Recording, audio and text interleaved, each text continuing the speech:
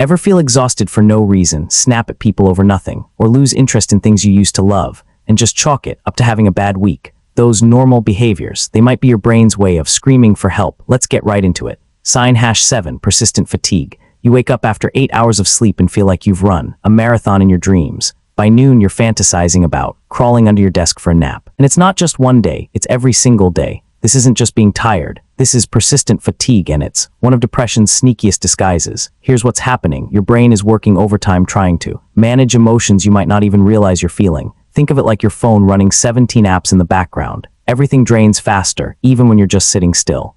Scientists found that depression physically changes how your brain processes energy. It's like your mental battery has a leak, and no amount of coffee can plug it. People with this might find themselves sleeping more but feeling worse. They cancel plans because they're too tired, then beat themselves up for being lazy. They push through work like they're walking through mud. This isn't you being weak or unmotivated. Your brain is genuinely struggling with something deeper. When rest doesn't restore you anymore, that's your body saying, need help? Sign #6, irritability and anger. Someone chews too loudly at lunch and suddenly you're plotting their demise. Your friend texts K instead of OK and you want to throw your phone across the room. Everything and everyone gets under your skin like they're doing it on purpose. This isn't just having a bad attitude. This is irritability, one of depression's most misunderstood symptoms. Here's the thing, depression doesn't always make you sad and weepy. Sometimes it makes you angry. Your brain is so overwhelmed trying to regulate emotions that everything feels like too much. It's like your nervous system is a guitar string wound way too tight, one tiny pluck, and it snaps. Studies show that irritability shows up in over 50% of people with depression, especially in men and younger adults. But because we expect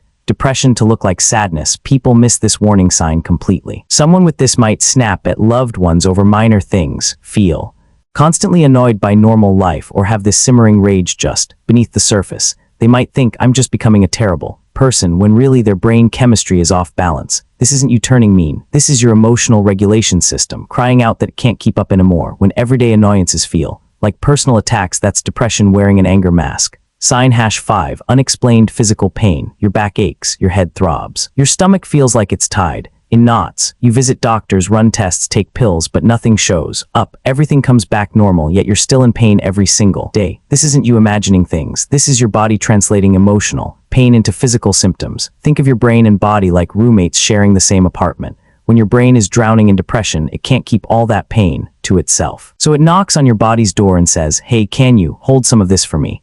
Research shows that 2/3 of people with depression report physical symptoms as their main complaint. Chronic headaches, back pain, digestive issues. These aren't separate from depression. They're part of it. People with this might become regulars at the doctor's office, frustrated that no one can find what's wrong. They might think they're just falling apart physically when really their emotional pain is finding the only exit it can. This isn't weakness or attention seeking. Your body is doing exactly what it's designed to do, sounding the alarm when something's wrong. When pain has no medical explanation, that's often your body's way of saying, the problem isn't in your muscles, it's in your mind. Sign #4, difficulty concentrating. You read the same paragraph 5 times and still have no idea what it says. Someone's talking to you and their words sound like they're coming through water. You walk into a room and completely forget why you're there, and it's happening multiple times a day. This isn't just being distracted. This is cognitive dysfunction, and it's depression messing with your brain's ability to process information.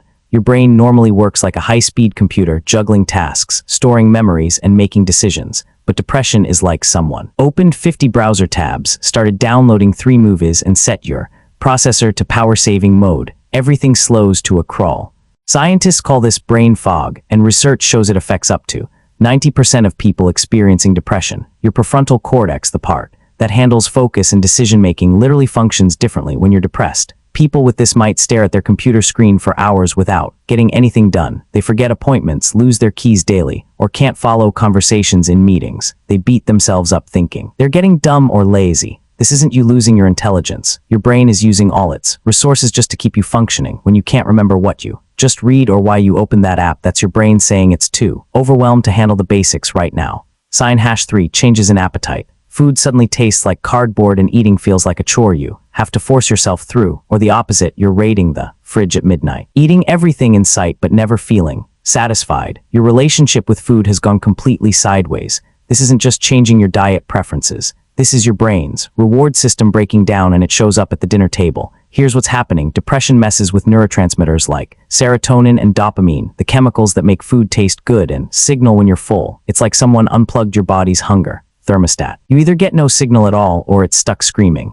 At full volume, research shows that appetite changes affect about 48% of people with depression. Some lose significant weight without trying. Others gain weight rapidly because food becomes their only source of comfort in a world that feels numb. People with this might skip meals because nothing sounds appealing then, wonder why they feel worse, or they might eat an entire pizza at 2 a.m. Not because they're hungry, but because they're trying to fill an emotional void that food can't actually fix. This isn't about willpower or self-control. Your brain's chemistry is literally changing how your body experiences hunger and satisfaction. When eating becomes either impossible or the only thing that feels good, that's depression hijacking your most basic survival instinct. Sign #2, social withdrawal. Your friends text asking to hang out and you stare at the message for 20 minutes before typing, "Sorry, I'm busy." You're not busy, you're sitting on your couch in pajamas scrolling through nothing. But the thought of leaving your house feels like climbing Mount Everest in flip-flops. This isn't just being an introvert who needs alone time. This is social withdrawal when your brain convinces you that isolation is safer than connection. Think of depression like an overprotective bodyguard that's gone rogue. It sees every social interaction as a potential threat. Coffee with a friend. Too risky, you might have to explain how you're feeling. Family. Dinner. Dangerous, they might notice something's wrong. So your brain builds an invisible wall and tells you to stay behind it where it's safe. Studies show that 73% of Gen Z report feeling lonely sometimes or always, and social withdrawal is both a symptom and a cause of depression. It creates this vicious cycle. You isolate because you feel bad, then feel worse because you're alone. People with this might watch their social life crumble while telling themselves they're just too tired or too busy. They decline invitations until people stop asking. They ghost friends who care about them, not because they want to, but because responding feels impossible. This isn't you becoming antisocial or not caring about people. Your brain is trying to protect you from perceived emotional danger, but it's actually making things worse. When the couch feels safer than your best friend's company, that's depression building walls where bridges should be. Sign #1, loss of interest. Remember that hobby you couldn't wait to do every weekend? Now the thought of it makes you feel nothing. That show everyone's obsessed with. You start an episode and turn it off after 5 minutes. Even things that used to light you up, your favorite music, your creative projects, time with people you love, they all feel flat. Empty, like someone turned the color down on your entire life. This isn't just being bored or needing a change. This is anhedonia, the clinical term for when your brain loses its ability to feel pleasure. Here's what makes this the #1 sign. It's not just that you're sad, you're numb. Depression has hijacked your brain's reward circuit. Think of it like your internal DJ stopped playing music. The party's still happening around you, but you can't hear the beat anymore. Scientists found that anhedonia affects up to 75% of people with major depression.